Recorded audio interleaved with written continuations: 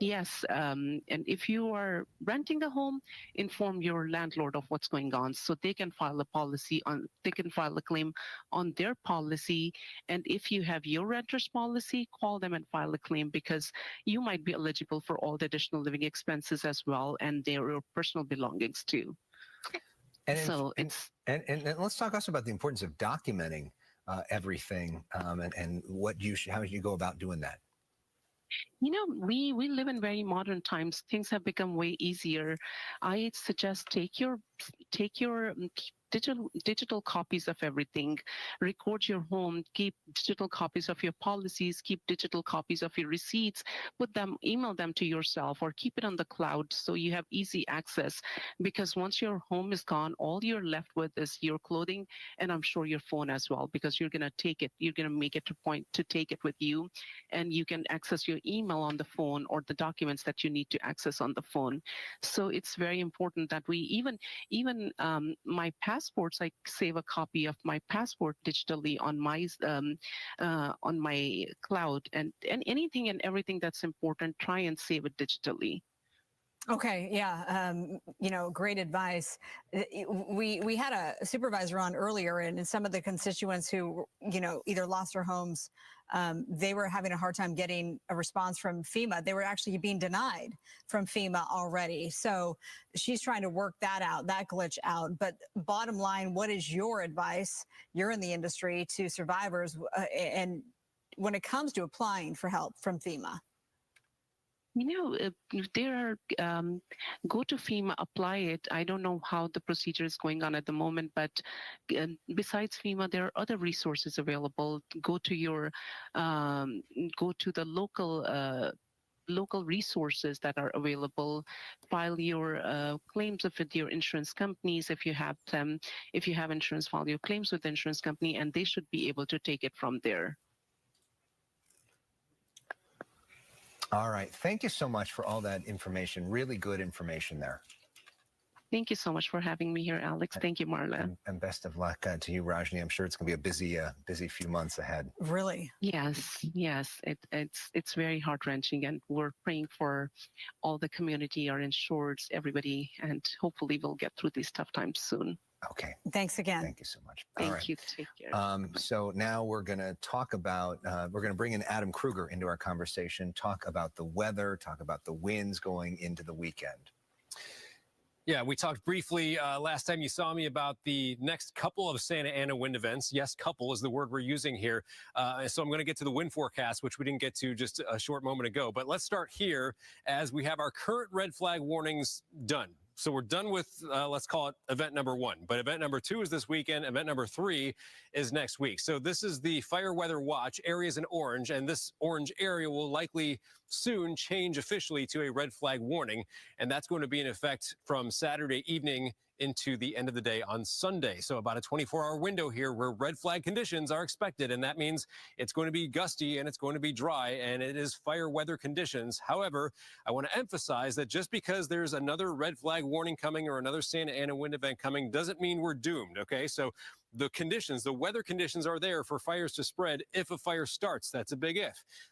You know, it's a Santa Ana wind event doesn't guarantee that fires start. And I can tell you just from what we had all week long here, the winds, like what we've seen where some of these fires are, the same type of winds have been happening across parts of the San Bernardino Mountains, the Inland Empire, down through Orange County and the Santa Ana Mountains there.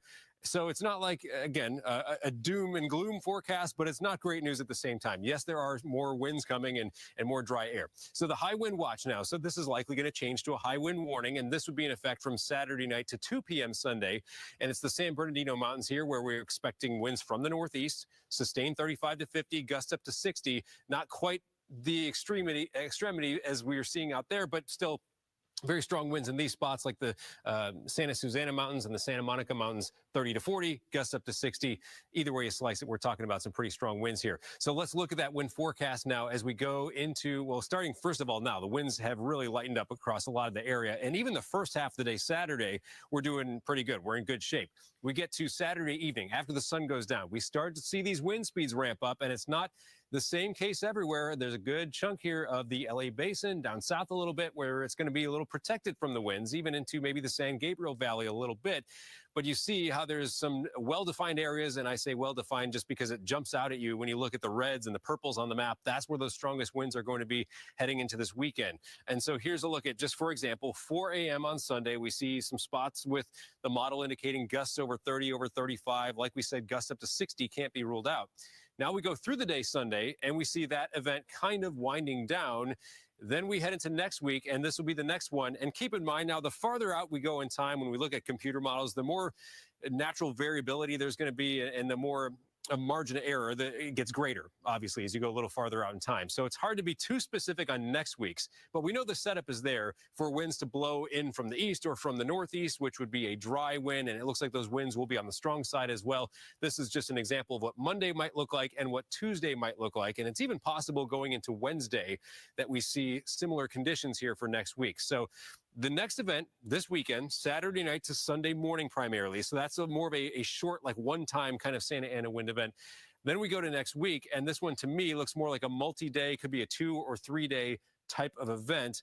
And that's why right now is so crucial when the winds have let up right now, and they're still kind of attacking the perimeters of these fires.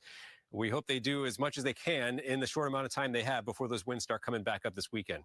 Guys, we'll head back to you. Adam Kruger, thank you so much. We want to talk now about pets and how important they are to all of this. And there were a whole lot of them that were impacted by the fires, especially the Eaton fire. Yeah, and the Pasadena Humane Society has been busy taking in many of them. Our Coco McAvoy, she was there this morning. Here's what she found out. Very busy day here at the Pasadena Humane Society. Volunteers from several organizations are working with the society to help the victims of the Eaton fire with their loved ones, their pets. To tell us more about it, I am here with Kevin from the Pasadena Humane Society. Tell us about everything that's underway here. It's incredible. Well, it's a mobilization of a ton of volunteers. Different volunteer groups are here helping us out. And we're basically sorting through all the donations who've come in, that have come in either yesterday, today, just to kind of like streamline things going forward. So we know that there's going to be a need indefinitely while we recover from these fires. So we want to make sure that we have the supplies that we need, and that way, anything we need to kind of bolster, we can get in a future date, or ask our amazing, supportive community. Yes, and you've already got more than 400 animals, right? That's correct. Yep, 400. I've seen a few now this week, or the last 15, 20 minutes trickle in as well. So I don't know all the stories there, but it could be. I did overhear somebody saying that they had their 4 dogs at a family member's house, and it was just too much. So I think that initial instinct to go somewhere safe. Now the kind of reality of like, what's the next step? Well, we wait to find out, can we go home, or do we have a home to go to? So, of course, we're still supporting folks like that, and we are taking in strays. Now, today, thankfully, hasn't had too many today, but the ones that we have taken in have definitely some damage or some injuries from the fires. And so you're running like a little ICU in there to help the animals. That's right, yeah. We're very lucky. We have a bunch of really talented veterinarians who are doing everything they can to make the animals comfortable, start treating injuries, managing pain, giving them fluids, and making sure that they're going to be healthy going forward. And how can people help? Well, again, financial donations are probably the easiest and quickest and most helpful immediately, because if we need supplies, we need funds to pick those supplies up. If you want to bring actual supplies, the stuff behind us are the things that we will need going forward. So crates, food, blankets and bedding, all of that is super helpful. The things that aren't going to expire, because we do expect this to be a really long haul. So like crates and blankets and bedding like that, we can use that forever. Food, there is, because of the, just temporary nature of it, it's helpful and it will be helpful. But if, you're thinking, hey, I really want to help, bring us a bag of food, do that in a month, because we'll still need that food and our community will need it as well. Thank you so much, Kevin. What a great effort that's underway here at the Pasadena Humane Society. You can see all the volunteers working hard, and it's definitely needed for the Eaton fire victims. I'll send it back to you. Coco McAvoy, thank you so much. It's been interesting to see all the folks that are showing up to help tonight in Pasadena, including some British royals. Right, I think they're royals still. I don't know their exact status. They're not working royals, right? Visiting firing evacuees. We're talking about Prince Harry and Meghan, the Duchess of Sussex, right? Yeah, and she has her new Netflix show that is released in just a few more days. Just Meghan, though. That's all. She just goes by Meghan on Instagram. She's doing her own thing. Yeah, but she was clearly out there with Prince Harry tonight. Our Fox 11 camera captured the Duke and Duchess of Sussex on the convention center grounds. Here's that moment. And that is the mayor of Pasadena, Victor Gordo. Alongside, there he is. She's giving him a hug right now. This is celebrity chef Jose Andres. California First partner Jennifer Siebel Newsom. She also visited the same site to help volunteers. She says people are coming together to help LA County recover.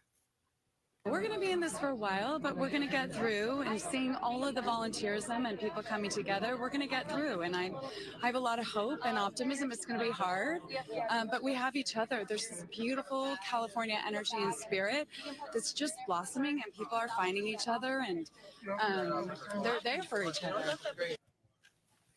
Volunteers and the Red Cross are providing food, water, and supplies. Newsom is, of course, the wife of California Governor Gavin Newsom. At last count, more than 800 evacuees were seeking services at the center there. And that's Josh Friday as well. He's the chief service officer for California, who runs the organization called California Volunteers. He called into our coverage late at night the other night, saying about different ways that people can volunteer. And that's part of the efforts here, trying to get people out to help others.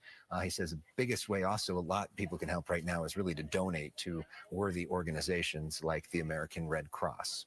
All right, we're approaching the 7 o'clock hour. We will do a reset when the clock strikes 7 o'clock and get you caught up to speed.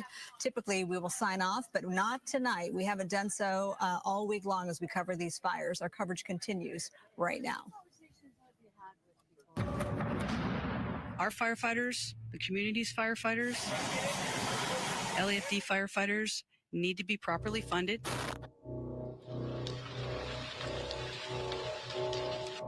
The scope, the scale, and the erratic movements of these fires is truly unprecedented. I have a lot of hope and optimism. It's going to be hard, but we have each other. One of my co-workers was affected. Oh my God, I'm just so sad for everybody and had to do something.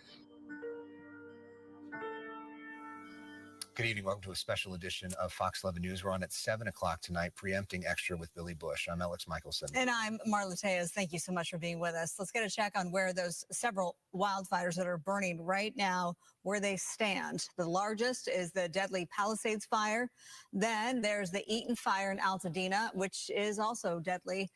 There's also the Hearst fire, the Kenneth fire, and the Archer fire, which broke out today. But the good news on that one, the progress there has been stopped. At least 5 deaths have been reported in the Palisades fire. More than 5,300 structures have been destroyed, with the number of acres burned and more than 21,000. There are another 11,000 structures in the path of danger. Some progress here, 8% contained. 60,000 residents remain under evacuation orders. Now to Altadena, the Pasadena area for the Eaton fire. 6 people have died there. Some 7,000 structures either damaged or destroyed. Fire has burned almost 14,000 acres, sits at 3% containment. More than 3,200 people are under evacuation orders, including parts of Pasadena, of course, and Altadena. Major improvement in the Hearst fire so far. Close to 800 acres have been decimated. It's at 70%. That fire started near the 5 and 210 freeways. Evacuations for 44,000 people have now been lifted. Firefighters say improved conditions and federal support had helped them to slow that fire. As for the Kenneth fire, that one erupted in West Hills. It has burned 1,000 acres. It stands at 35% contained. This is the one that is being investigated as arson. It started just about 3:15 Thursday afternoon near the 101 freeway and Valley Circle Boulevard. Mandatory evacuations were ordered, but later reduced to warnings. Firefighters stopped a 31-acre brush fire near homes in Granada Hills. This was a new one that broke out this morning. The Archer fire near Cessnan Boulevard, Meadowlark Avenue prompted evacuations by noon. All orders lifted. Crews quickly containing that blaze. Thankfully, no injuries or major damage from this one. All right, so the Palisades fire continues to burn tonight, and so many people had to leave, abandon their homes and vehicles. And a lot of them don't even know if their home is even standing. Fox 11's Christy Fajardo has the latest in the recovery efforts. Christy. Yeah, you just mentioned that the Palisades fire is still burning, and there behind me, you can see it is now burning northeast. There's a giant plume of smoke, and up here in the Palisades Highlands, we saw resources from all over the West Coast. There were firefighters here from Oregon, also federal firefighters. And walk with me, because the devastation up here is also widespread. This was a beautiful community with really impressive views of the ocean. The sunset was spectacular, sadly, today, partly because of all of the smoke. And there were also canyon views. And you can imagine the days that people must have spent peering out at those vistas. And now they're picking up the pieces. I'm just trying to do one good thing today. Jeff Smith says he's doing the only thing he can now for his friends who lost their home in the Palisades fire.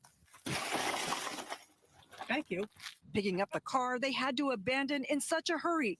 They left the keys and belongings inside. Well, the house, of course, there's no getting that back. At least there's this. So these are friends of mine, and they lost everything. This is all that's left of what they had. They left in their clothes. You know, it's just an unimaginable tragedy. He says he had to get through several barriers of National Guard and police who stopped and questioned him before letting him pass. They've been tasked with keeping out people like this man who aren't supposed to be in the area, a safeguard against looters and looky-loos. Peter Branch also got through to see what was left of his home. I was just there. I just retrieved some belongings of the fireproof safe that I had that I've learned that was not fireproof. Everything that was inside of it incinerated. So I'm out a lot of money, a lot of valuables, and like others in the burn zone, Branch says his thoughts keep being interrupted with the memory of another item he lost. He says they were recently dropped by their insurance, but was able to get on California Fair Plan just before the fire.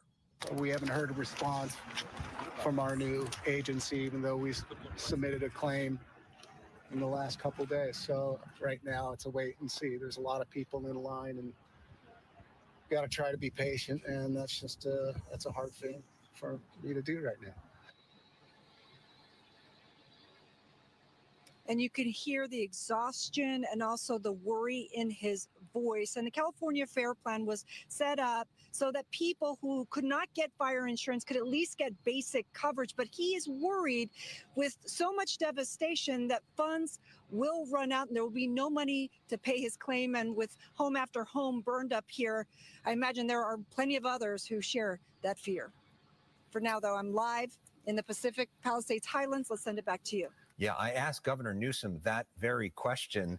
We're going to have his answer in just a few minutes here on Fox 11. Christy, thank you for your reporting. A lot of people talking about insurance. Yeah, now we want to check in. Thank you very much, Christy. With KTVU's Tom Vakar, who is usually reporting the Bay Area, down here with us this week, helping us out, and has been talking to people impacted by the Palisades fire. Well, the fact of the matter is that when you think about it, an unexpected fire like this, losing your home, is like a death in the family. It upsets everything. But when you have a mass fire that takes out many homes, it's like a death of a community. That's great, Grandma. That's my grandma. This photo album is essentially the sole remnant that an elderly couple was able to grab from their home as the firestorm was about to incinerate it and everything within. The shocked and saddened owners, Mike and Dolly Perdomus, asked their daughter to speak with us about the family's loss and her parents. My father is an immigrant who came here with $1 in his pocket. And Mom? She's very sad. My mom was a stay-at-home mom for years. The loss? This is my childhood home that I was born in and lived in until I started college. And then in college, I moved in with my grandmother and lived in that house for quite a few years. It's like watching your childhood burn down. A decade ago, her parents' house was burned down from illegal fireworks, but the family rebuilt. So this was their new rebuilt dream house, and my mom had bought all this lovely furniture, and that's all gone. Also lost her grandparents' nearby home. Both houses are burned. Everything is burned. They got out only with their cats and photo albums. Also lost the town she grew up in. It was idyllic. It was so safe. My parents never locked their doors. We would skateboard barefoot, and we could walk down to the beach. I spent years walking up to that little town and the community theater, and I had friends that performed there, and I studied at that Starbucks there for years, and it was a wonderful childhood. The biggest worry going forward, the deep regret her mom and dad have for the loss of the long-saved personal mementos, baby pictures and furniture. In reality, the truly important things that can never, ever be recovered. I think that's the saddest thing, because that's irreplaceable.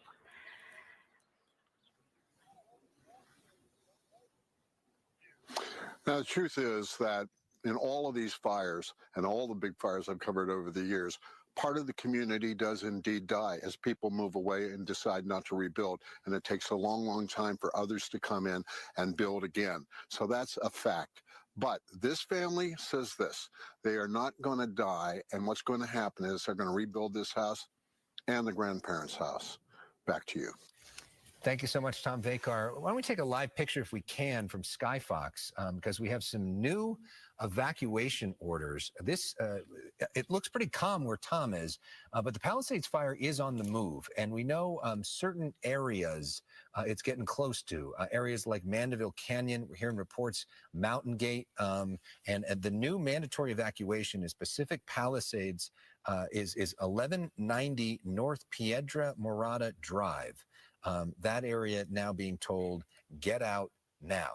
And to add to that, so the area from Sunset Boulevard to Encino Reservoir, and from the 405 west to Mandeville Canyon. Again, let's repeat that. So new evacuation order, and this area, by the way, was under an evacuation warning. That warning has turned into an order, so to leave immediately. And the area from Sunset Boulevard to Encino Reservoir, and then from the 405 freeway west to Mandeville Canyon. Yeah, and so we know that Mountain Gate is a community. There's also a golf course club right there. This is something, if you're driving up the Sepulveda Pass, you see it on the right-hand side, this community of Mountain Gate, Mandeville Down Canyon. from the Getty. Right, down from the Getty. And then you think of Mandeville Canyon has incredible hiking trails back there. There's a bunch of houses back there as well. So those are areas that we're now concerned about. Maybe we can see if we can get some of our reporters maybe to move into those areas, and we'll try to get you a closer look from the chopper in terms of what exactly is happening. But Chief Meteorologist Adam Kruger, a reminder that this fire is not out, and we're not even close to 100% containment, and it's still possible that we could see more homes burn tonight. Yeah, you know what's interesting now so that direction that it's kind of pushing is east and north, and opposite of the way the winds have been blowing this whole time. So it's no longer a wind-driven fire. It's just chewing away at the dry vegetation and expanding across various directions. And I'm going to work on getting a map up of all those areas you just talked about here pretty soon. But let's just run through the forecast once again. If you're just recently joining into our coverage and wondering what's next, because there are more Santa Ana wind events, plural events, coming our way. So we had the one, let's call it 3 of them, right? So one just ended, and that was the multi-day one we had this week. The next one is Saturday night and a Sunday morning, and then after that could be a multi-day one next week. And the other question I'm getting from a lot of people is, what about, how does this compare intensity-wise for what's coming to what we had earlier this week? We will not see winds to the extreme level we had, especially it was Tuesday, right? Tuesday night and a Wednesday morning of this past week. It was about as extreme as it gets around here. So we're not getting into that range, but still what I would call strong Santa Ana wind events are likely still coming our way. If you use the scale of like weak, moderate, strong, and extreme, we were on the high side of extreme with the last one. I would say strong would be so like a level 3 out of 4 would be a good way to describe the next few coming our way. Let's look now at our forecast wind gusts. And by the way, winds have really let up nicely across the area right now. We still have dry air, but at least the winds are lighter. Now as we go into the upcoming weekend here, and this is going to be, again, more so late day Saturday or even after the sun goes down, that's when winds from the northeast, that Santa Ana wind wind picks up once again. We're going to see it especially northwest of LA and then kind of up through the San Bernardino Mountains, and then where the 15 cuts through the San Gabriel Mountains, down through the Inland Empire, down through parts of Orange County. It's going to be those typical wind-prone spots when we get these northeast winds where we'll see the strongest winds. As we go into the middle of the night, then the wind speeds actually go up a little more. So this is 4 a.m. Sunday, for example, and you see all the purple colors, and we've talked a lot about this. What purple represents wind gusts of 35 or higher. And in this scenario, and I'll show you coming up here in a second, but there could be some gusts that even get up to 60 in the higher elevations. I'm going to show you what the National Weather Service has in a second. Let's show you the end of event number 2, though. So as we go into later Sunday afternoon, wind speeds start coming back down. So that'll be the next lull before we go into next week, which will be event number 3. Red flag warning is likely for these areas in orange. And again, that's going to be from Saturday, late in the day, 6 p.m. into 6 p.m. Sunday. So a 24-hour window here where what's currently a fire weather watch will likely change to a red flag warning, meaning fire weather conditions, meaning it's not guaranteed another fire starts up, but if one does, it could spread quickly. And then it's also going to be a challenge for the current fires burning because it'll be ideal fire spreading weather, essentially. We also have a high wind watch for that same time frame, Saturday night into Sunday, mostly just through Sunday morning. It's a watch for now, and as we get closer to the time, it'll convert to a warning. But the forecast is the same. And you see we've got some strong wind speeds, sustained winds and gusts there, and then also sustained winds and gusts. This is the Santa Susana Mountains, this is the Santa Monica Mountains, and the San Gabriel Mountains. So it's, again, the mountainous areas, foothills, but especially higher elevations, I think, is where the strongest winds will be. So let's just, I'll verbally pause for a second just to we're going on from that chapter to the next chapter now. So this is now into Monday of next week. Okay, so this will be the next event, Monday, Tuesday, Wednesday. We know there's going to be, once again, strong wind out of the northeast, or maybe even more so easterly. And you see the numbers right here. It's going to be another thing we'll have to face for next week, guys. Yeah, and we're having to report this all over again. It's as if the Palisades fire just reignited and at least is getting closer to some homes in the Mandeville Canyon area because this new evacuation warning turned into an actual order. Let's repeat that. And I know we've heard from a lot of you who have received this alert that says evacuate now from Palisades fire, Sunset to Mandeville to Encino Reservoir to the 405 and Skyfox up and over. And you see the orange glow of the flames here as, of course, the sun has set almost 2 hours ago. And, we're on night 3. Yeah. And so this is getting closer to it's not necessarily going to burn Sherman Oaks, but you're starting to see this closer from that part of our region in the San Fernando Valley as compared to, more on the west side of LA by the beaches. So different areas now being impacted by this. We do not have any reports right now of any structures burning. We're trying to get a better sense from the air of where exactly this thing is going, but we are keeping an eye on this fire as it moves. And once again, if you live in that area that Marla just said, that wasn't a false alarm, because we've had so many false alarms, people may be ignoring them at this point. Those folks do indeed need to evacuate right now. Meanwhile, we want to talk about another fire right now. That's in Altadena. Fox 11's Susan Hirasuna live tonight in Pasadena with what's going on in terms of the efforts to bring the community together and help the victims.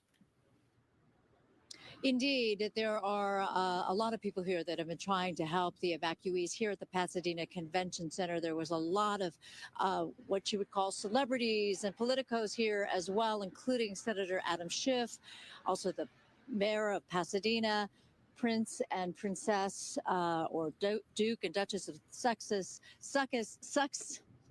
Okay, it's been a long week. Meghan Markle and Prince Harry were here. They were offering a lot of hugs. Jose Andres was here with his World Central Kitchen.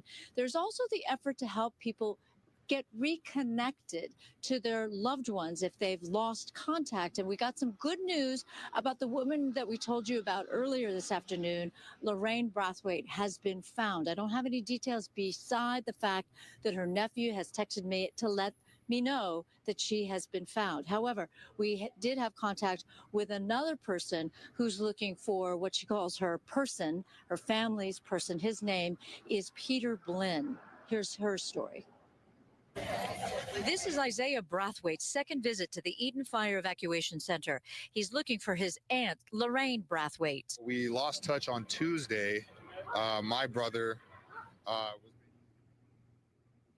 Apologies. That is the story of Lorraine. That's the story of Lorraine Brathwaite. She has now been successfully reconnected with her family. The person that I wanted to tell you about is 82-year-old Peter Blinn. Now, I was speaking with a woman. She lives outside of Boise, Idaho. She calls Peter Blinn her person, her family's person, and she knows that he took his truck away from the home. The home is now burned down, and she cannot find him. She's had people here at the evacuation center looking for him. She has somebody that is driving around looking for him, but so far they have not found him. She had me go inside the visitor center here at the convention center to register her name with his name in order to include him in the effort to reconnect those that are missing. So if you have that situation where you're having trouble finding somebody that lives in the Altadena area, the Altadena evacuation area, you can come here to the convention center. You can ask to look through some of the registration or ask them to look for a name that you're looking for. And if that is unsuccessful and that person is not in the convention center or evacuation center, you can go across that plaza to put down your name and the person's name that you're looking for. You can also go to the Red Cross. Apparently, it's very easy to register your name and your missing person's name as well, hoping rather that you can get them reconnected. But the good news here is Lorraine Brathwaite, she's a woman in her 70s. She has reconnected with her family, and it has been how many days now? 3 days since they heard from her last. So that's the situation that we have here, and we will indeed try to bring you Peter Blinn's story later on. Alex, Marla? Susan Hirasuna, thank you so very much, for Susan. that. Late this afternoon, I had a chance to catch up with California Governor Gavin Newsom in Pacific Palisades. Here's our conversation. Governor Newsom, good to see you. Not great to see you under these circumstances. As you stand here, look around, what goes through your mind? Well, I just complete another devastation. Memories, mementos, traditions, lifestyle, all of it gone. I mean, it's overwhelming. And respectfully, from someone that's been to a lot of these, I mean, Tubbs Fire, I thought I'd never seen anything like that. 5,600 structures destroyed, and then of course Camp 18,000, 85 lives lost. But the scale of this, the scope, and the fact that we have 5 active fires we're battling now is just extraordinary. Rebuilding, not going to be easy. We know building housing in California is not always easy. Yep. Is there red tape that you can cut through to make rebuilding here move faster? If so, what specifically is that going to look like? We're looking at a series of executive orders. We're looking at a series of legislative pathways to absolutely focus and streamline all of that and really target. I want to do it statewide, of course. I've been working on this for years, 42 secret reforms. We're going to do more, but right now it's focusing on the rebuild and recovery. Of course, big part of that is prepping the site, getting all the debris removal done, dealing with the hazardous waste, getting that done as quickly as possible, getting those contracts in order. At the same time, simultaneous getting the individual assistance and the small business loans and the like moving. At the same time we're doing that, we're already working now on executive orders and working with the legislative leadership. I was just talking about legislative leaders on how we move to streamline that entire process. By the way, that includes some of the Coastal Commission work, particularly out here on the coast, where it's obvious that's going to be a huge issue too. I mean, so what specifically does that look like? We're working through old strategies that we did up in Paradise. These are more contemporary strategies of focusing on one-stop shopping, making sure that we have an expedited approval process to make sure that we're dealing with a myriad of issues. I was just talking to Josh Green, the governor of Hawaii, who had some ideas around some land use concerns he has around speculators coming in, buying up properties and the like. So we're already working with our legal teams to move those things forward, and we'll be presenting those in a matter of days, not just weeks. And in terms of insurance, are you think that what the state has right now is adequate to deal with this situation? And if not, what specifically needs to change when it comes to insurance? Well, we haven't even had a chance to get in and do the assessment, so we have to do the assessment. So that's number one, and then we'll be able to answer that question. But the scale and scope and the value of these homes is off the charts. So it's profound. The FAIR plan has a reinsurance component. The FAIR plan has a component of a requirement as it relates to how it's pooled that shares with other people that are in the market, that they have a responsibility as it relates to anything that goes above and beyond the reinsurance. So we obviously are stress testing that, and not just the insurance commissioner. We had a team 2 days ago already working on this, but we have to assess the actual value. There's been wild estimates up to $57 billion, but on the basis of what? That's the basis of aerial assessments, not a real detailed understanding of what's happened on the ground. I mean, do you have a sort of an idea of what this is all going to cost? Everybody has got no one does. I mean, it's literally, when you see a number like that, it's wild speculation. It's astronomical. It's unprecedented. That's not a numeric, but there can't be a numeric until you get the teams on the ground. Right now, we're still fighting again, 5 active fires. You put out a letter to DWP asking, how is it that there was no water to fight this fire in certain places? We were here, and basically these places just burned, and there was nothing that could be done. Does the state have any responsibility in that? Is there more the state can do to make sure it doesn't happen again? Yeah, that's what I did. That's what the letter's about. Let's get to the bottom of it. Let's be transparent. Let's move this forward quickly. DWP and the city and the oversight as it relates to the Met, and we want to make sure that all that information is made real time and in public. I'm not interested in the finger point. I want to know what the hell happened, and would it have mattered? I mean, let's be honest about it here.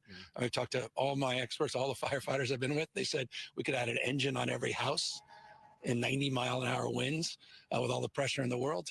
So you got to be realistic about that as well, but still doesn't make it right. And I want to know when went wrong so it doesn't happen again. But when you saw those images, I mean, that outraged so many folks. I didn't see the images. I was there. Right. I was right on the line. I was here within a couple hours of the incident. So we saw it firsthand. We were getting the feedback in real time. Yeah, I mean, look, these systems obviously were not designed for a catastrophic event of this scale and magnitude. So the question is, they need to be designed in this new world reality, where we're in the middle of January, it's 70 degrees out. You get hurricane force winds up to 100 miles an hour, extended over a period of time. That's reality. So you got to prepare for that new reality. There's a deviation of normalcy now as it relates to what's happened with this climate, and we've got to own up to that. I was the pool reporter with you back in 2018 after the Woolsey fire, when you came and visited with President Trump and then Governor Brown. I know you just put out a letter asking President-elect Trump to come here. What's your main message to him? I'd like the President of the United States, at least the President-elect, to come and visit. The people out here, his lives have been completely torn apart.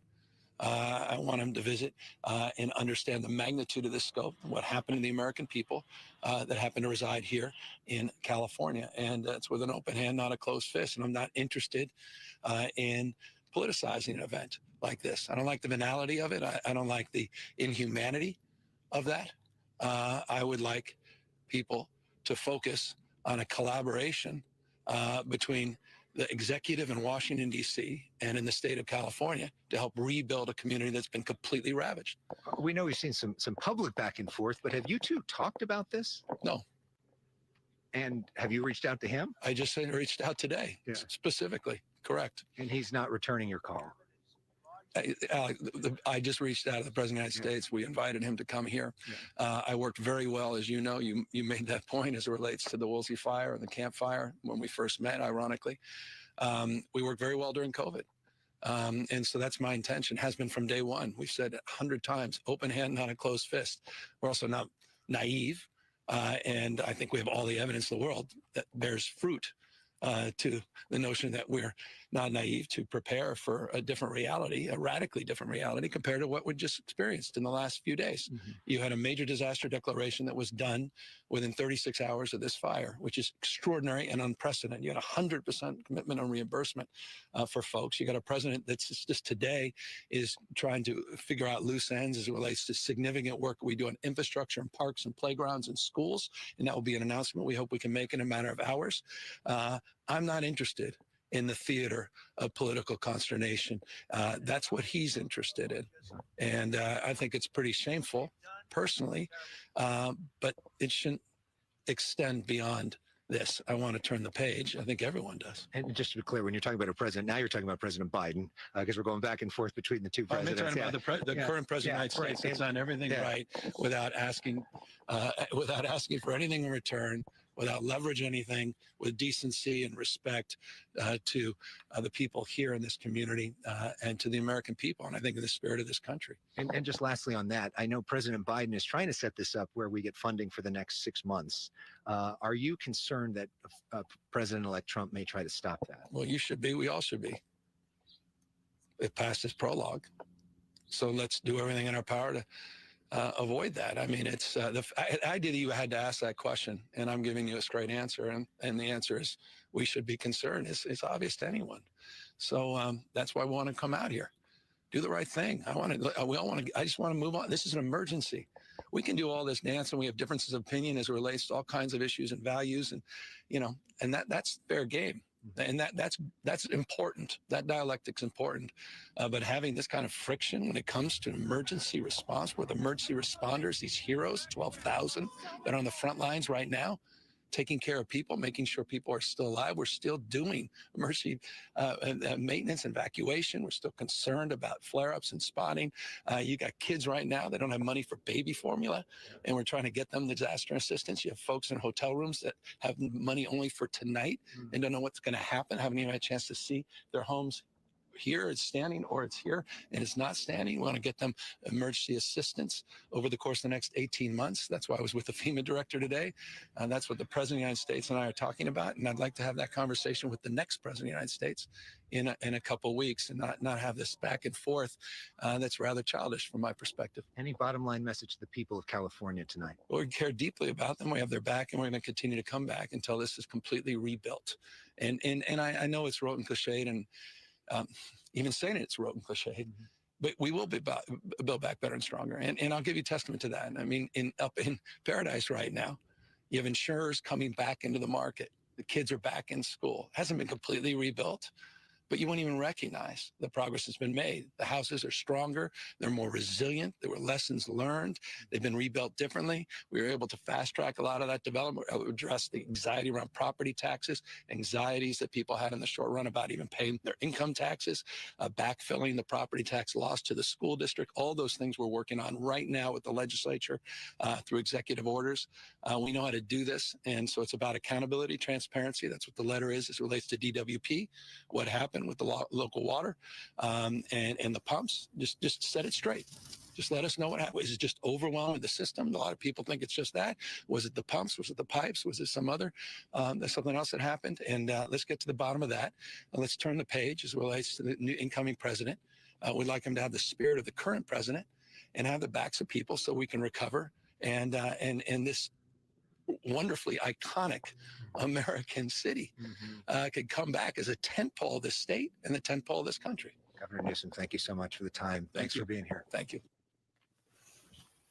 Governor Gavin Newsom with us earlier today in Pacific Palisades. And the latest in Pacific Palisades is this fire is on the move. Yes, this is a live look from Skyfox right now, when we've seen some images, and this sort of looks like the angle from the Sherman Oaks Van Nuys side of the hillside aglow. So there are some new mandatory evacuation orders for the Palisades fire. The mandatory evacuation order is now from Sunset Boulevard north to Encino Reservoir and 405 west to Mandeville Canyon.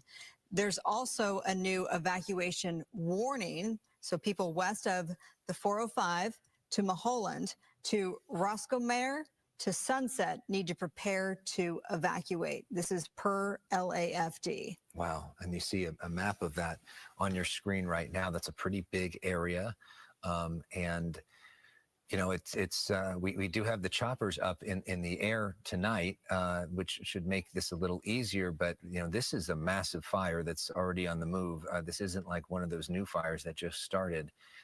So we hope that they're able to contain so that it doesn't get to these neighborhoods there. But that's an ominous looking thing right now if you're, you know, watching us from that area. Yeah, and, you know, we didn't anticipate, well, you can never anticipate this happening, but we were thinking that we were, you know, in that false sense of security. Out of the woods, yeah. Because of the red flag warning that has expired. And now we see this. You bring up the point of aircraft.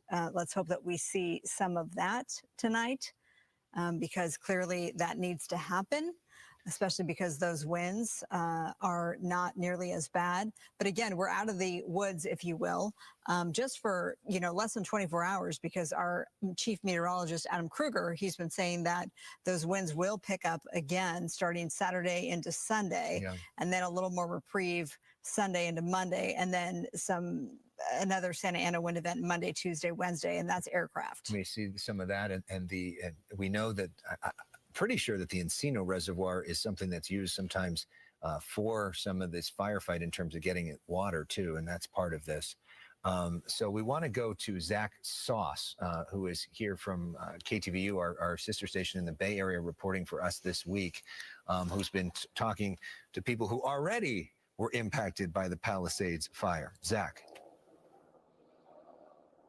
Yeah, I'm one of those families, the Kasu family. They're currently trying to figure out how to care for their 92-year-old wheelchair-bound grandmother. She lived here at this Altadena home. It was fully fitted for her care, and as you can see, there's just simply nothing left. You'll have to actually see it to process it. Georgia Kasu offered a brief window to do just that. We were hoping that the house would still be there the next day, but it wasn't. A reminder of the once tranquil respite the family created atop an overlook in Altadena. Quickly interrupted by the ongoing efforts to knock out hotspots across their community, a community now left virtually unrecognizable in the wake of the Eaton fire. It's shocking. Shocking. Georgia finding little left to salvage on Thursday, hoping to return today. She, along with her son and daughter, unable to get back in, access restricted by the National Guard. We don't have time yet to really think about the next steps. Still wearing the clothes they left in, the family haunted by the memories of their evacuation. Our electricity went out at 6:30 in the evening, so we had no light. We had only candles, and the wind was crazy, crazy. It was the most wicked wind we've ever had. That's when they noticed the mountains on the horizon. Fire was coming closer and closer and closer. So we realized that, we need to get out. We need to get Mom out. But that, no easy task. We left at 3 a.m. with whatever we could fit in the car, and my mother and her hospital bed. Georgia's 92-year-old mother had to be carried from the home with the help of her children amid harrowing conditions. The winds were ferocious. If you could open your eyes from all the dust flying around, you would see the mountains on fire, and fire was climbing up the mountain and also going down the mountain. Today, this family left with nothing. Seeing a place where you have a lot of memories tied and a lot of family and a lot of loving experiences, it's going to be hard to see. Like so many in the community, struggling, but already with their eyes on rebuilding. I know the community is here. They're still here. We're still here, and we're just searching for. We're searching for each other to pull us through. And tonight, the Kasus are staying with other family. As you heard there, they want to rebuild, but like so many here, they're facing an incredibly long and financially difficult road ahead. Back to you. Zach Sauce, thank you so much for your reporting. And we want to encourage everybody to donate if you can, whatever you can. There's a QR code that you can donate to go.fox/Red Cross. As a way to send your donations. Thanks for everybody who already has donated. Okay, let's take a look at this mandatory evacuation zone as it relates to the Palisades fire. Obviously, if you're in range, you've been watching the news alerts, and there have been a lot in just the last 30 minutes because there are new evacuation orders and evacuation warnings as well. If we want to pull those up, I will do that. Just to remind everybody, the new mandatory evacuation order is from Sunset Boulevard north to Encino Reservoir and 405 west to Maniville Canyon. The evacuation warning, people west of the 405 to Mulholland to Roscoe Mare to Sunset. Those people need to prepare to evacuate. And as we get closer, I mean, aglow. The hillside is absolutely aglow. I was just about to ask our crew in the booth if we could get somebody from LA City Fire to join us, and they were already ahead of it. So in a moment, we're going to be joined by Captain Eric Scott, who, as their main person who has been briefing, works as a public information officer and is a wealth of information. And we're grateful that he's taking a moment to talk with us tonight as we look at these live pictures. And it is a scary sight if you're watching us tonight from Mandeville Canyon or Mountain Gate, Encino, all neighborhoods where you can really see this fire lighting up the night sky. And if you look closely, I just saw aircraft going through. So we want to see that. We didn't have that a few nights ago when this fire started. So the more aircraft we see, the better, because we've seen these fires pop up and they look so ominous and terrible. And thanks to the aircraft, it's made such a huge difference. So is Captain Scott ready?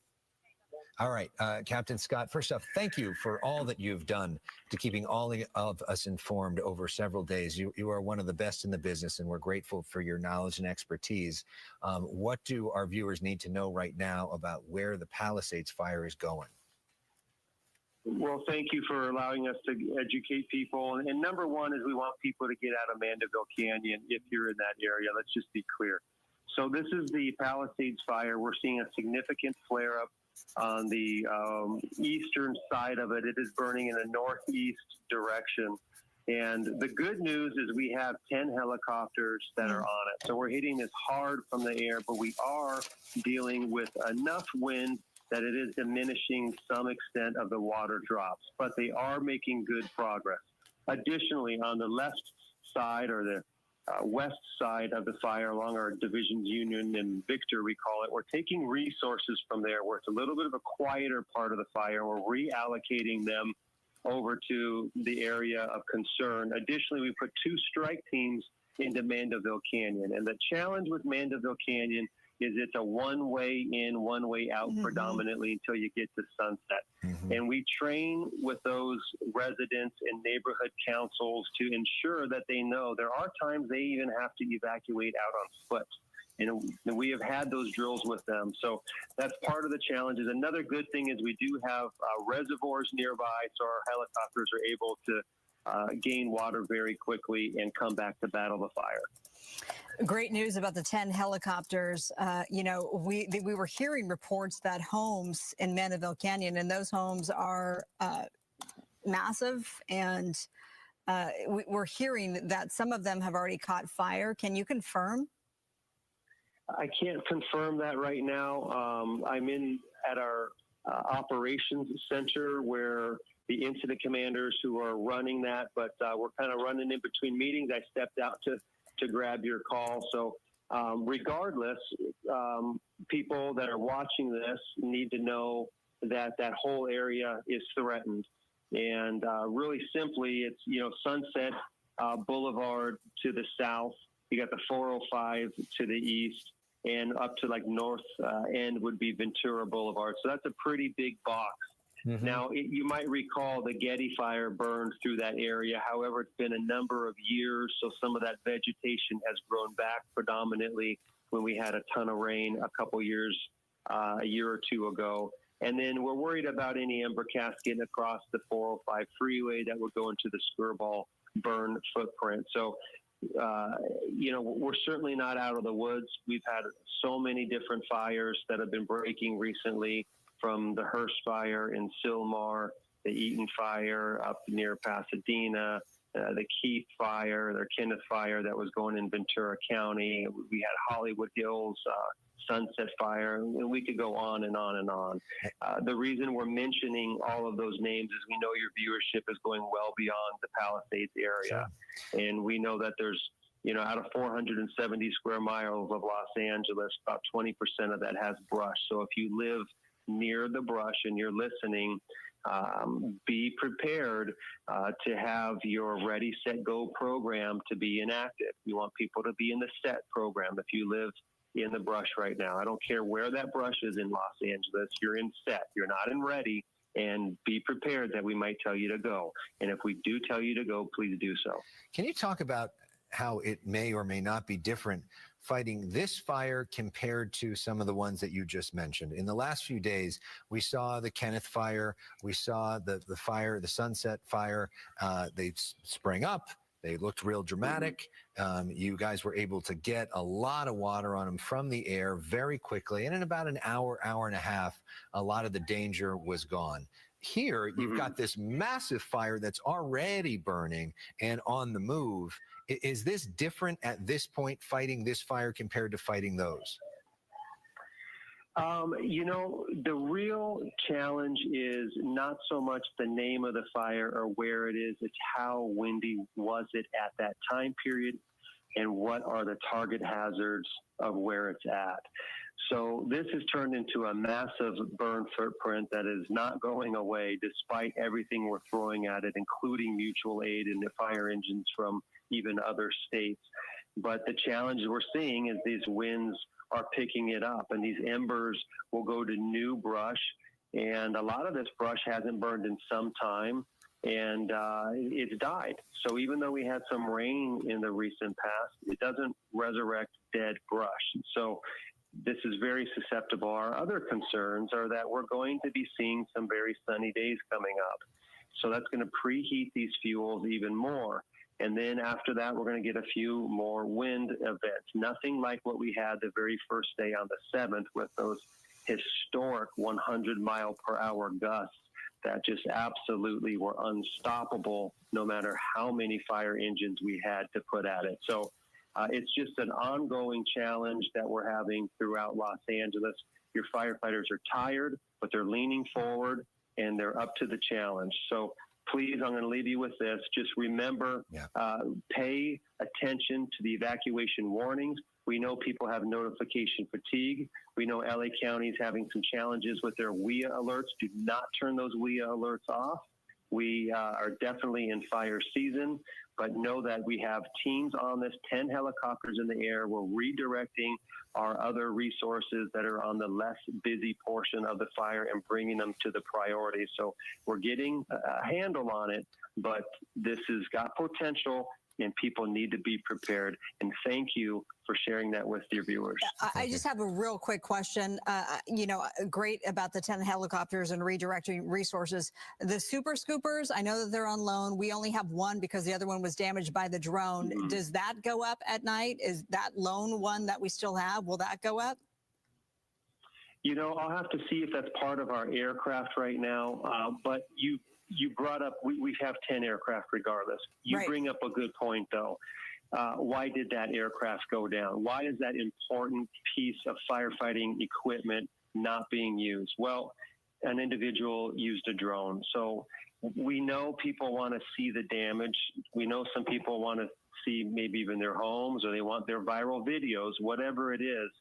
Life above property and viral videos. If you fly, we cannot. And we are so thankful that no one was injured from that. So do not fly drones in the burn areas. We have pilots with families and kids they want to go home to, and all they want to do is drop water and save other people's homes and lives. So don't put a drone up. I got to run. Thank you. Thank you so much, Captain Eric Scott from the LA Fire Department, who's been working nonstop. Interesting note from the world of sports, just breaking, Shams Charania from ESPN reporting that the NBA is postponing the Lakers-Spurs and the Clippers-Hornets games on Saturday in LA due to the fires. So if you were expecting to go to the Lakers or Clippers game tomorrow, those games are not going to be happening. Interesting to see what they do in terms of tickets and all the rest of that. That hasn't been announced, but Lakers game a couple days ago was postponed. This game is as well. JJ Redick, the Lakers coach, was out at practice today talking about the fact that his home burned, and he was tearing up, talking about how much he loves the community of the Pacific Palisades, how a lot of his children's artwork burning was the hardest thing for him, and how devastated he is because the community is really something. And so this story impacting so many different people in our community. And let's bring into the conversation Adam Kruger to talk about the winds and the firefight now, because he did say that the winds are, kind of disabling some of those water drops right now. Yeah, a big thing I want to do is put a map to everything that Captain Scott was talking about. But before we even go to that, as we stay on this live shot, I'm not sure if he said it, or I know, Alex, you may have mentioned a moment ago that I think it's the Encino Reservoir we're looking at now that the helicopters are scooping out of, right? They are. We got confirmation that they are. Right. So the view, we're looking at the Palisades fire from the north, looking southward, essentially. So from around the Encino area and that Encino Reservoir. So now let's go to what we call graphics 1. And I'm going to point out a lot of what what we just heard about and the part of the fire that seems to be expanding. And he said, I wrote it down because I wanted to quote him, significant flare-up is the term he used on the kind of east and northeast side of the fire. Okay, so here's the Palisades fire, massive, as we know, in terms of how much land it covers. And then you see the red around it. That is the mandatory evacuation orders. Then the yellow would be an evacuation warning where you want to get ready to go if it becomes an order. And if we can, I think, do we have Andrew or someone in the control room that can kind of navigate the map a little bit and zoom in a little bit more so on the east edge of all this? Let me know if that's an option or not, because I want to point out some of the specific neighborhoods. Okay, so here we go, and areas where we have those mandatory evacuation orders. And it's been wild, actually, to see how far now this is expanding. These orders are expanding all the way up to the 405. If we come in a little bit closer here, you'll see where we have the 405, and then the evacuation warning is actually on the doorstep of Bel Air. And you think about where this fire started, and we're talking about now going out in this direction. And I would imagine if the evacuation order goes across the 405, then you guys can tell me, but I think the 405 then becomes not an option to drive as a route. So again, here's the edge of the fire, and this is the area right here. I was just looking at a map a short time ago that shows with each update on the fire perimeter where it's expanded most, and it's this section right here where it has expanded quite a bit. And then Mandeville Canyon is right in this area. We heard Captain Scott talking about that exact spot right there. And I just wrote down some numbers here as we maybe back it out one more time to show the entire evacuation area. I did like a rough kind of measurement from west end to east end of the evacuation warnings and orders. That's about 15 to 18 miles across where we have these evacuation warnings and orders. And then it's anywhere from 5 to 7 or so miles from north to south. This is such a huge area that have the evacuations. And then obviously the fire footprint is massive as well. So again, just kind of putting a map to everything we just heard about in that interview right there with Captain Scott. And I can talk about, if you guys would like, and I've got the time, if you have the time, to talk about the forecast about what's coming our way, because this is important now. We've been talking about these 3 Santa Ana wind events, with the one behind us, obviously the one from this week that the fires are still burning from. That wind-wise is about as extreme as it gets. And the fire now that we're seeing spread a little on the Palisade fire, expand in the direction it's going, is not wind-driven necessarily. It's just the very dry vegetation and the nature of the topography, and the fire, the area that's being burned is chewing away at the vegetation there. But our forecast then, we go into Saturday night, Sunday morning. That's the next time frame where we're concerned, where it's going to be another strong Santa Ana wind event, not as strong as the last one, but strong still. And then Monday through Wednesday will be yet another strong one that this one perhaps could be a little stronger than number 2. So if you're going to rank these, obviously this week the strongest, this one would be next, and then this one this weekend would be the next in terms of ranking the strength of these. So right now, winds have calmed down nicely across the area. We know that. As we go through Saturday, the first part of the day is okay. Then we see these winds start to go up after the sun sets on Saturday. There's your timestamp. If you want to keep an eye on that, it's 8 p.m. we're looking at. Now, as we go into 4 o'clock in the morning Sunday, purple areas are where gusts will be 35 or higher. So we see those significant winds over a large part of the area. We go later into the day Sunday, wind speeds are mostly coming down. So this is when the current alerts would be ending. And there's another round still yet to come next week. Want to mention this now, as you see 6 p.m. tomorrow to 6 p.m. Sunday. It's a fire weather watch, and the way these are issued is as we get closer to the time, it will then convert to a red flag warning. So it's likely that all these orange areas will then go under red flag warning status by the end of the day tomorrow. It may get issued before that as well. So this is going to be the next red flag warning. Then we have not just wind advisories, but high wind warnings that are likely to come because the winds will be quite strong. This is a high wind watch, which will likely change to a high wind warning at some point. That's going to be Saturday night to 2 p.m. Sunday. Gusts up to 60, especially across some of the mountains, the higher elevations, the canyons, the foothills, those general areas. Sustained winds 35 to 50, gusts to 60. Out here, more like sustained 30 to 40 with gusts to 60. So that's the Santa Monica Mountains. With the San Gabriel Mountains, yes, and then the Santa Susana Mountains would be right here. So that's the next thing to watch. And then I'll just end right here real quick as we go into next week. This is Monday and Tuesday. So this would be the next round of Santa Ana wind events. So we've won this weekend. That's kind of a short thing, less than 24 hours. Next week, Monday, Tuesday, and Wednesday potentially could be more of a multi-day Santa Ana wind event. Back to you. All right, Adam, thank you so much. Let's take you live outside for the latest on the Palisades fire. The chopper a bit away here, but you can see the hillside aglow, and there are now new mandatory evacuation orders regarding the Palisades fire, and it's already burned more than 21,000 acres. It's just 8% contained, and it's just whipped up again tonight. And we just heard from the spokesperson for LAFD that tells us they have 10 helicopters up in the air, but some of those aircraft are having a hard time doing the water drops because of the wind. Right. And so Ed Lascos is joining us live right now. Ed, where are you located? We're right in the heart of the Palisades here on Sunset. You talk about that glow lighting up the night sky. We can even see it from here along Sunset, which is an eerie glow above all the smoldering rubble here of the fire of the last couple of days, and up above there on the hillside. Look at that glow. It's been getting stronger and stronger, brighter and brighter the last 15 minutes. In fact, over to our left, there was about a half dozen fire engines, some from Redondo Beach doing mutual aid. They were up working along Sunset closer to PCH. They moved over here for a break, and then they got the radio call to head there to deal with that monster. This fire still not lying down, still not giving up, still not dying out. As far as the California National Guard, they are busy setting up that curfew. The curfew in effect here started almost 2 hours ago, started at 6 tonight, runs through 6 in the morning, means nobody in the Pacific Palisades by order of the LA County Sheriff Robert Luna. He said it will be enforced, period. And you talk about the National Guard, they're being used for checkpoints with their Humvees pretty much in the Santa Monica area, sealing off the roadways from Santa Monica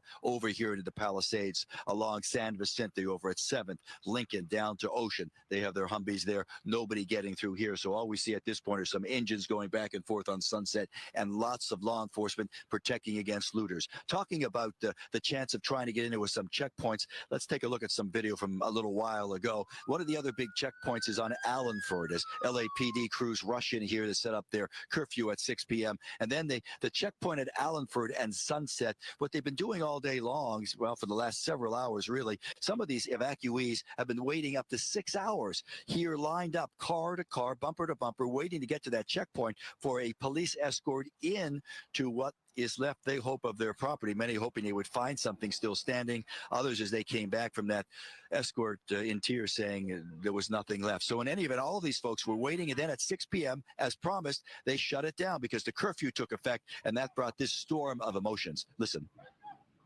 6 hours, sir? 8:30 this morning. To 8:30? Oh, my God. And I heard him just telling us he was not letting any more in. No, 6 o'clock stops. We've been on this line for 6.5 hours. My kid needs medicine. We live right here. They told us we can go back. Yeah, as long as we're before 6 o'clock. Yes. What a bunch of bull. A bunch of bull, he says. Others said some other comments I'm not going to repeat, but you can imagine after waiting 6 to 7 to 8 hours and not getting a chance back in, that glow getting brighter and brighter, ominously brighter and brighter back there as you were talking about those evacuations.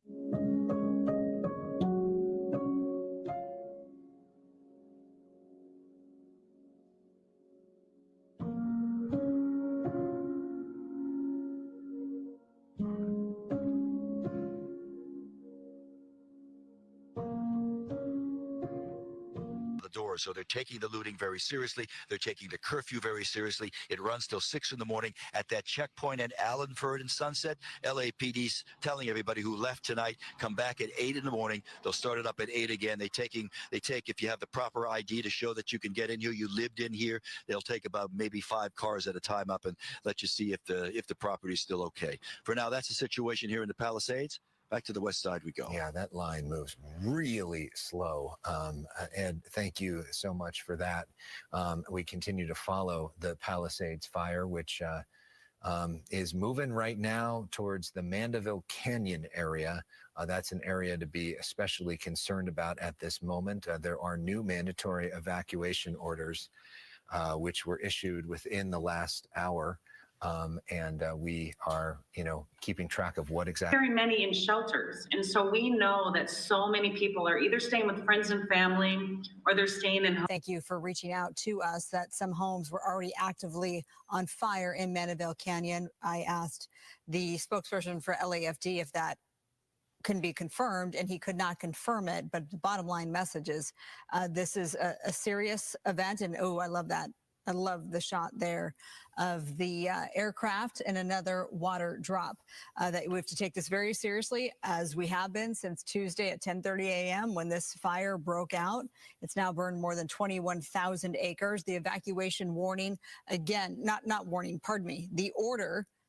This extends from Sunset Boulevard to Encino Reservoir and from the 405 west to Mandeville Canyon. That is an order. So, and is this the new, I just looked away to read that. Is this a new aircraft that we just saw? And yep, Yeah, another one. Boom, boom, boom. Up there, back to they're back. trying to do as much quick work. 10 aircraft flying at the same time gives them a lot of air power to try to move on this thing, but that is a giant orange glow. What they're trying to do here is to not put out the fire. That would be impossible to do at this point, but to keep the fire from moving into the homes and the different areas that we're really concerned about, that we're looking at right now on your screen. Again, if you've been ordered to go, it's time to go.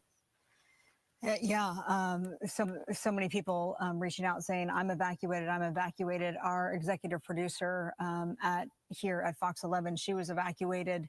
So this is all, hits all of us in one way or the other. And it's, here we go again. Although this looks as bad as it is, Alex and I have seen them make quick work, no matter how bad it looks, in the last day because of the aircraft. So it's nice to see aircraft after aircraft coming into frame and dropping those, the water. The super scoopers, I had asked Eric Scott with LAFD about that, because those bad boys, each one carries 1,600 gallons of water. If they were out and about, he wasn't sure. We only have one. Oh, love it. Love seeing that. We only have one because the other one was damaged when a drone ran into it yesterday and put a hole in the wing. Oh, and you see along the ridge all the flashing lights too. Mm-hmm. So as with now 8 o'clock, this is the time usually we would welcome you to Fox Prime Time. Well, we wouldn't welcome you because we usually don't get to be in Fox Prime Time, but we are with you tonight. We actually were about to take a break because we felt like the situation had improved. But right now, there's no break. No break for the firefighters, no break for us, and no break for the residents who are now under mandatory evacuation orders. We are in a precarious time in the fight right now for the Palisades fires, and homes in the Mandeville Canyon area are under real threat at this moment. We welcome you to our continued coverage. I'm Marla Tejas alongside Alex Michelson, and we are staying on wall-to-wall coverage, no commercial breaks, to bring this to you. And then one of our colleagues here at Fox 11 who flies in Skyfox just reached out to me and said that the scoopers cannot fly at night. They follow the fixed wing rules. So there you go. The super scooper that is damaged wouldn't be flying anyway. But nonetheless, now I know, and I thank Kevin for that information. So 21,000 plus acres burned. This is just 8% contained, and 10 LAFD helicopters are up battling the fire. The flames are heading toward Mandeville Canyon. Mandatory evacuations underway. And we have our crews on the ground, of course. So hopefully we can move one of our teams that is there in the charred areas right now, closer to the flames, so we can get a better sense of what it's really like on the ground. And I'm assuming that must be a safety reason or something why our chopper is so far away. I know many of you are watching probably wish that the chopper was a little closer so we get a better sense of exactly what's happening here. But right now, this is the best that we can get. We want to keep everybody safe as this fire is burning right now up in the hills. But this glow really can be seen over the west side of Los Angeles, and is being seen right now in the San Fernando Valley, places like Sherman Oaks and Encino, really getting a good sense and getting that ominous nighttime orange lit up sky. Which is not what you want to see. We want to see at this time a lot of white smoke, and we see some because of the work that these air tankers are doing. And Marla, we know, I'm sure you've spent a lot of time hiking Mandeville Canyon. I certainly have, and that area has a lot of slopes and tough terrain. Tough terrain. Yeah. A lot of fuel to burn there. And it would be very tough to fight that fire, frankly, from the ground. So these air resources are so important. Yeah, my husband and I have done several runs up Mandeville Canyon, and Eric Scott made the point earlier. One of the reasons why this is also so precarious is simply because the one way in and one way out. Right. The slender road that leads to Sunset there, so it makes evacuating tough. So that's another issue that they are contending with tonight. And keep in mind, as our choppers here, there's still the Eaton fire. That one's just 3% contained. So that's still underway in the Altadena, Pasadena area. And it was good to hear as we're seeing another, aircraft water drop resources. Because this is, imminent right now for so many homeowners in the area. And people even in the Sherman Oaks area, they are taking it upon themselves, hearing from some people that they are going to evacuate right now. So Adam Kruger, maybe we can bring you back into the conversation and talk about the dangers tonight, what we're looking at in terms of winds right now, specifically in that area. Yeah, and I mean, just enthralled by the video. I'm watching this, and luckily they have the Encino Reservoir right there to keep constant. You see the helicopters constantly swooping down, getting some water and dropping it. I'm looking at winds in that specific area, and I see gusts between 10 and 20, which, it'd be great if it was 0. But it's on the low side, certainly compared to what we've seen for the last couple of days now. The closest, let's see, I've got a couple weather stations near there. One is actually a little distance east of the 405. It's measuring an 18-mile-an-hour gust right now. As we look a little farther west, let's see, this is along Topanga Canyon Road, just a little south of Woodland Hills. There's another weather station there measuring a gust of 15 right now. So, it's not like it's anything extreme, but we do have those winds between 10 and 20, especially up there on some of the ridges where the fires seem to be burning right now. So, a little breezy, but certainly, nothing compared to what we had before. And we do expect those winds to stay on the low side like they are now through tonight and through tomorrow morning. So it's not like, we're going into the night with another big ramp up in the winds or anything like that. But like I've been saying, we do expect those winds to go back up by the end of Saturday. And it's about 6 p.m. Saturday or so. After that point, when it gets a little more dicey. But that next round of winds would be coming in from the northeast, which would be kind of like opposite of the direction that the Palisades fire seems to be going right now. Wow, look at that, guys. That's maybe the best look we've had at this big recent flare-up just recently. That's quite a flame right there. So again, I don't think there's too much of a wind challenge. I mean, you look at the smoke and the flames, you see there definitely is some turbulence to the air, but from what I can tell, winds are not severe. They're 10 to 20 mile per hour gusts right now.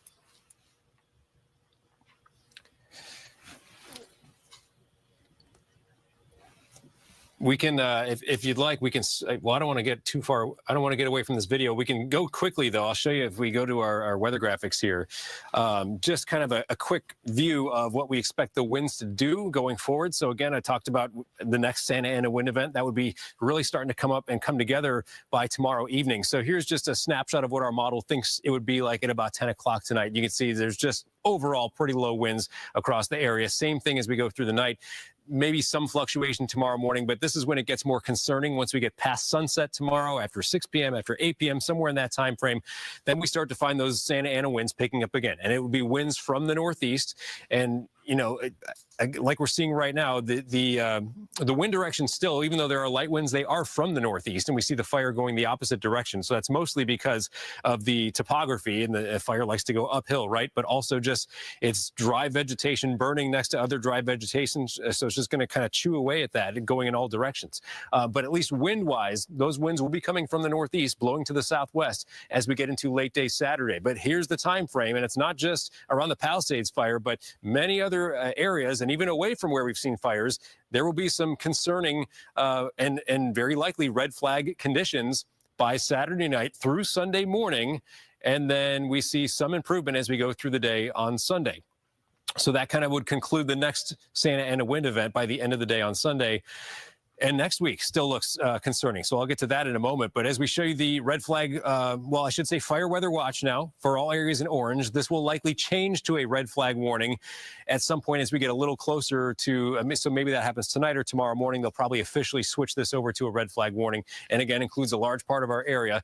And then we have these high wind watches. So this is also a little concerning. This is issued out ahead of what will likely then become a high wind warning. And I'll remind you, we've got a couple classifications when it comes to these alerts for winds. There's wind advisory, and then there's high wind warning. And high wind warning is a little more serious. This is where gusts could be up to 60 miles per hour for the Santa Monica Mountains, for example, for the Santa Susana Mountains, across the San Gabriel Mountains. Sustained winds, 30 to 40, 35 to 50, somewhere in that range. So we certainly, I mean, we know we're heading into another strong Santa Ana wind event this weekend. So that's this weekend. Okay. So it kind of wraps up at the end of the day on Sunday. Then we go into next week. And like I've been saying, we see a setup that is coming together where there might be 3 days or so, Monday, Tuesday, Wednesday, where again, strong Santa Ana winds are coming together. And I'll say the National Weather Service, you know, they don't put out the red flag warnings or the high wind watches too far in advance. So we don't have any official alerts out yet for Monday, Tuesday, Wednesday of next week. But they do say what we call their forecast discussion that they post online. Anyone can look at this, not just meteorologists.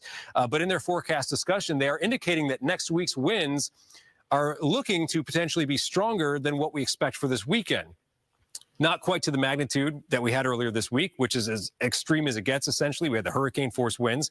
But they are suggesting that next week, there's at least within the realm of possibility that gusts get over 60 miles per hour, or maybe even up to 70 or 80. It can't be ruled out. And that's all for next week. And so that's another thing we have to worry about, another concern we have. We know there's obviously not going to be any rain between now and then as well. I see now we're switched over to the map. We can go through that if you like, or I can hand it back to you guys. All right, so we'll, again, just a live view. And I believe, so the vantage point here, to give people some frame of reference, we're looking at the kind of north or northeastern edge of the Palisades fire. Mandeville Canyon, an area of concern right now. And then I think we're viewing from around the Encino area, or maybe even north of there. So it's like viewing this from the north looking southward. And you see you're going to see multiple helicopters. We know there's 10 of them going to work right now that will keep going back and forth, dropping water on these flames. And it looks, and I believe we got confirmation that they're picking up the water from the Encino Reservoir. And so it's just kind of interesting to watch them do this and watch them go to work. And there we go. Just another live drop. We're going to see a lot more of these, I think, as we go through the night here, obviously. It is a significant flare-up, as Captain Scott said. He labeled it a significant flare-up, and it certainly looks that way. It certainly looks that way. Yeah, it felt a few hours ago like we were kind of not out of the woods, but in a sort of sense of calm. There wasn't that bad of winds. It felt like a lot of this stuff had slowed down, and it was going to be a pretty easy night. And then all of a sudden, whoosh, it looks like this thing is taken off again, and it's heading into areas that have not been threatened so far. So that is the scary part. That's why we're still on the air with you. We want to get through this dangerous situation together and keep an eye on what we're looking at here. And so some of the neighborhoods here, not only Mandeville Canyon, which has a lot of expensive homes along a hiking trail. We're not too far from the Mountain Gate community. And we want to join on the phone right now by Tobin Yankee, who is just in the area helping his friend evacuate. Tobin, talk to us about your experience tonight. Yeah, sure. First, my heart goes out to everybody being affected by this fire. It's tragic and devastating. I was, there's a lot of people helping a friend evacuate her home on Canyonback. She faces westward from Canyonback above the Mountain Gate Golf Course.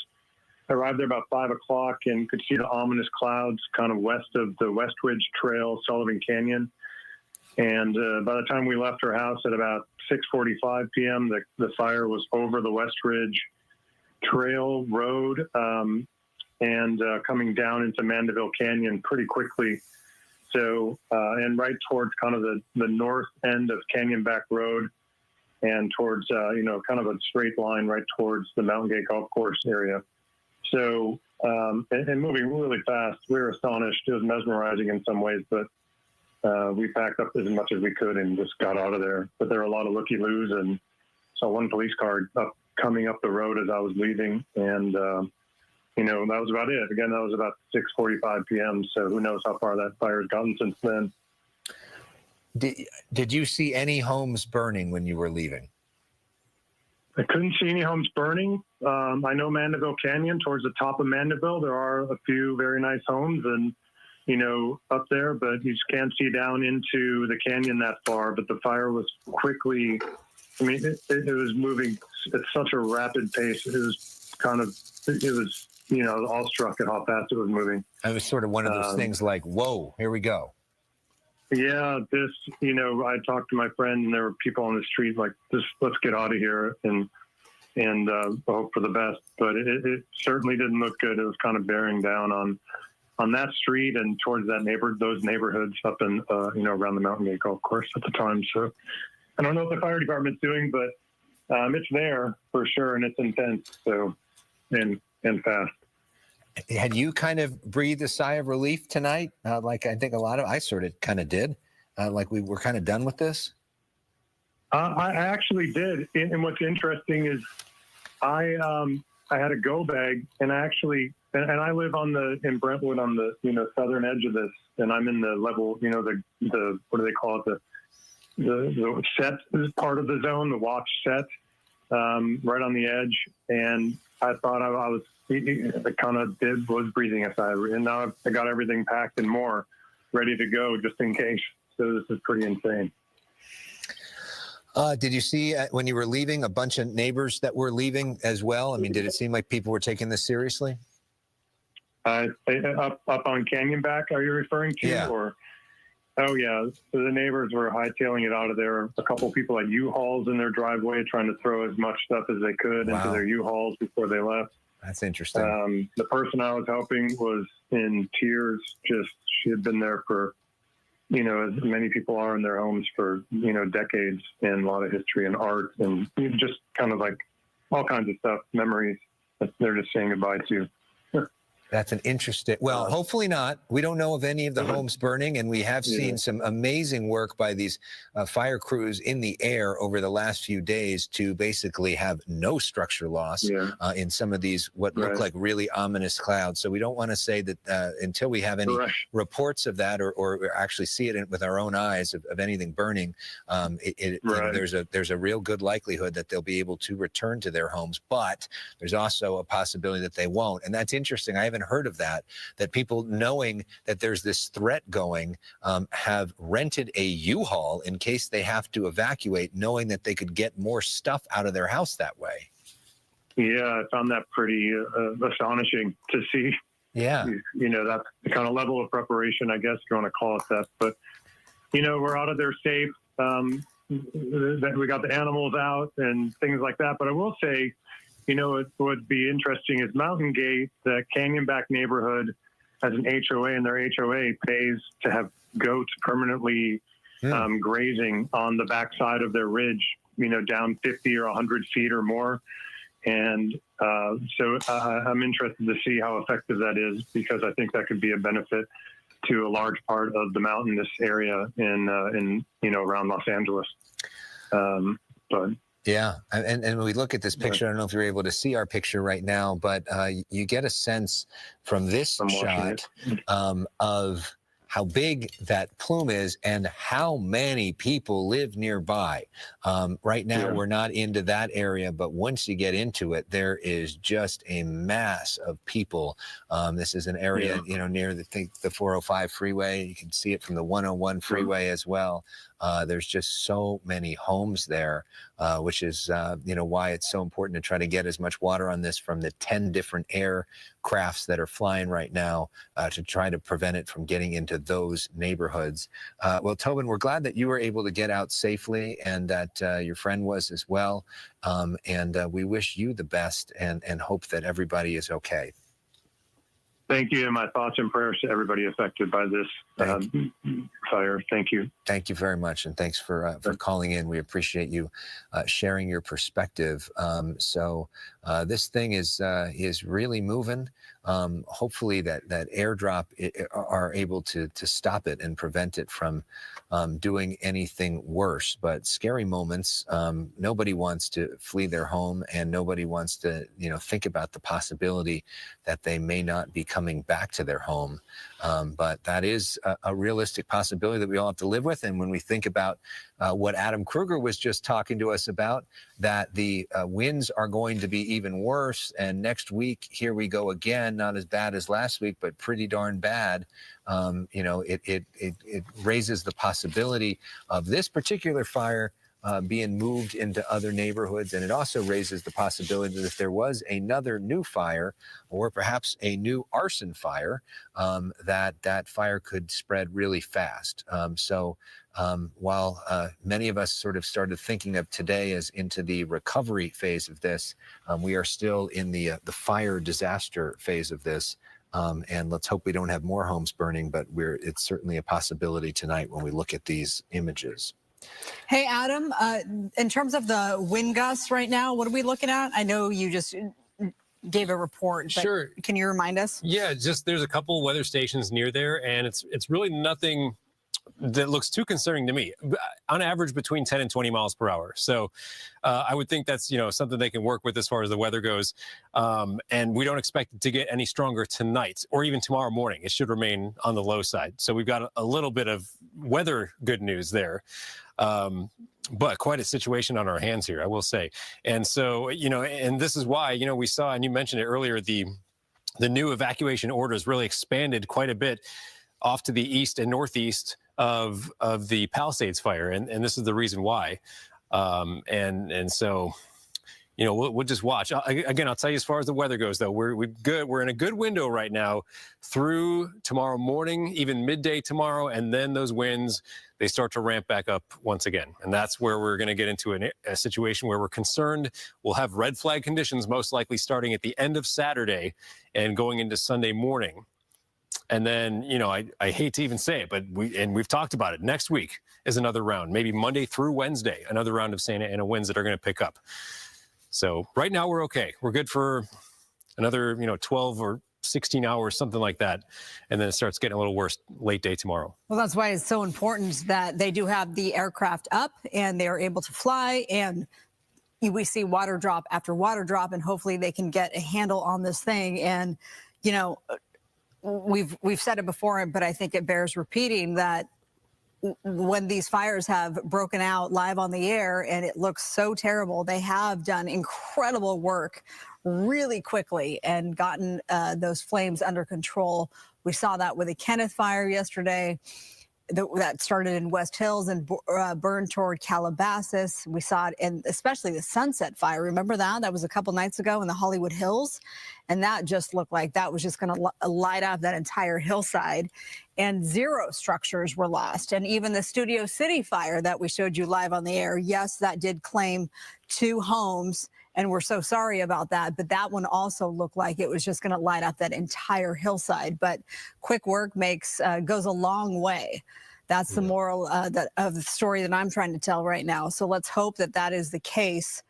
Again, I know we've heard from a lot of you who have said that there has been some active burning of homes in the Mandeville Canyon. We weren't able to get that confirmed from LAFD, but we're working on that. I want to go over because LAFD issued the warning for this brush fire, evacuation warning. It's a long list. I'm going to read it to you. So there's two areas. This is a warning, okay? So if you're watching from this area, south border is Sunset Boulevard, east is Bellagio Road and Roscoe Mare Road, north is Mulholland Drive, west is 405, and south is Mulholland Drive, Sepulveda Boulevard. East is 405 north, Ventura Boulevard. West is Luis Avenue. So a lot of streets I just named, but if you live there, you know exactly what I'm talking about. So I wanted to make sure you know, and I'm sure you got the alert. We've gotten a lot of alerts lately, some erroneously sent, but this is one that was sent and it was not erroneous. And so this is an evacuation warning for the areas I just read. Of course, I've gone over the evacuation orders that are mandatory right now. This was issued about an hour ago. This one is: you must leave immediately, effective from Sunset Boulevard North to Encino Reservoir, from the 405 West to Mandeville Canyon. That one is pretty clear cut. And I know that we've again heard a lot from you on the other side of the hillside in Sherman Oaks and Van Nuys, and sent pictures that show just the night sky lit up. So it's a scary time yet again. This is the Palisades fire that we're watching, and it has just sort of erupted on this Friday night. And to Alex's point earlier, we thought we were in the clear going into the weekend, and that's not the case, because we were going to, go off the air at 8 o'clock and then come back at 10. But we're not going to do that because of the situation that's before our eyes right now as the hillside is lit up. I'm sitting here on the desk, and I'm pausing because we get these news wires that cross, and so that's how we help deliver you the news. And I see it blinking, so let me read this. It says, this isn't urgent. This is from LAUSD. The district is announcing it will continue assessing conditions and provide a preliminary update on Saturday regarding air quality levels and prevailing conditions.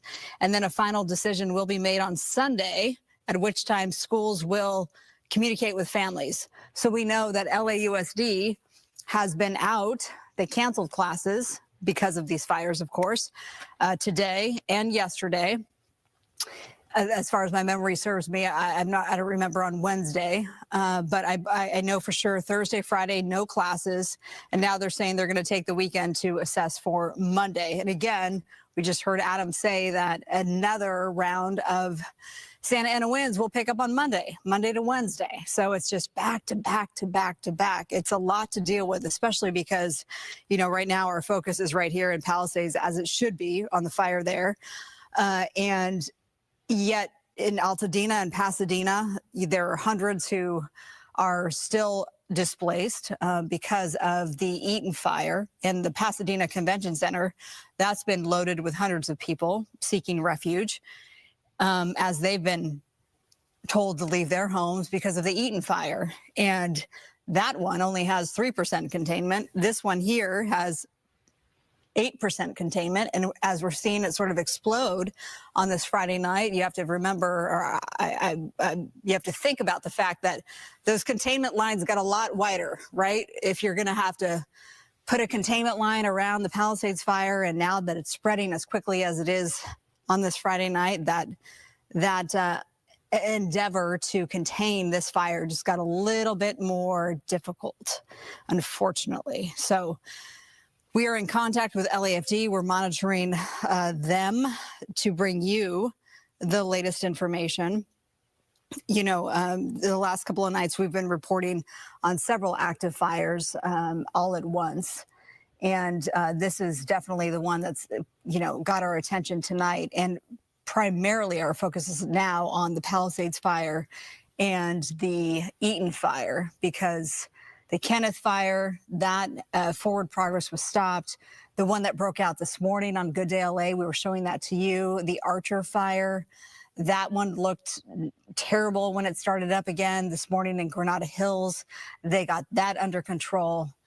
And we're hoping they do the same with the Palisades fire tonight. So thank you to Skyfox, who's up and flying, and, 2 different vantage points. And these choppers are pretty far away right now. So we are working to get a crew up and live for you, so that we can get you some live reporting from the ground to really get a sense of, because you can only imagine, the chaos that happens when people are trying to evacuate and the gridlock that ensues as a result. We saw that first and foremost with this fire when people had to abandon their cars. We have those images that we've shown you. I'm sure you've seen that. Literally abandon their cars because the flames were coming in too close for comfort, and they had to make a run for it. And then we saw the gridlock with the Sunset Fire in the Hollywood Hills once you were told to evacuate. And then especially in Mandeville Canyon, I mean, we just talked about that, how it's Not easy. One way in, one way out. It's a real slender road. It's hard to even, when if you're driving on it and here comes another car. Yeah. You got to really make sure you're, And that's one of the dangers of living in Mandeville Canyon. What a beautiful area with great views and a great community and all the rest of it. But the part of living there is that you are in fire danger, and you have to have a plan for that, and you have to have brush clearance for that, and you have to be aware of that. And so that these people are right on the middle of the mountainside with lots of terrain and lots of brush that can burn. And a reminder that all this is happening in January, which is supposed to be a time when we're supposed to have rain. But we haven't had any real rain since last May, and we don't have any real rain in the forecast anytime soon. And frankly, at this point, we don't really want to have downpours because we would be at real risk of mudslides at this point based off of everything that just burned.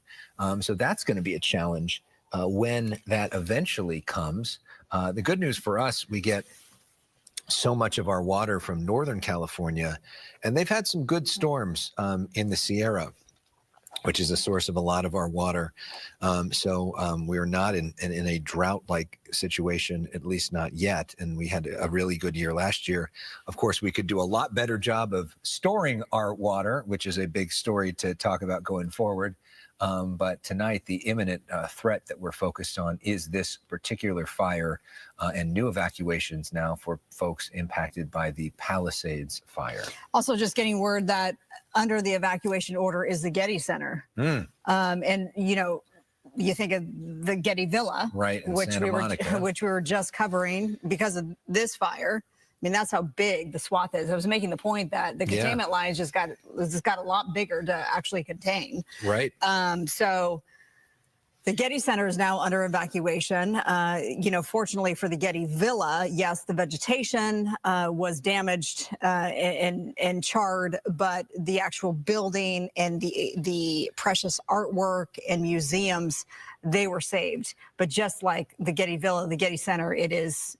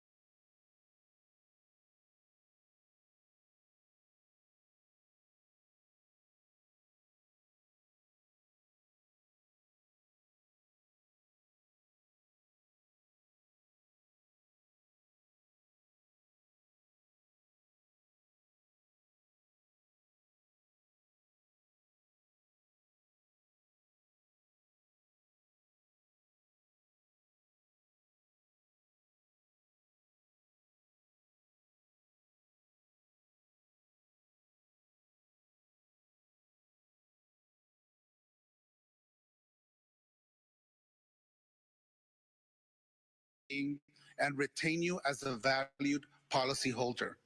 Grace period beyond the existing 60 days for policyholders. Grace period beyond the existing 60 days for policyholders. Grace period beyond the existing 60 days for policyholders.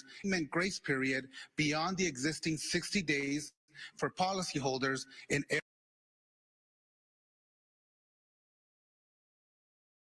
357. We can help you find additional solutions. I have 357. We can help you find additional solutions. 357 357. We can help you find additional solutions. I have also directed my department's enforcement team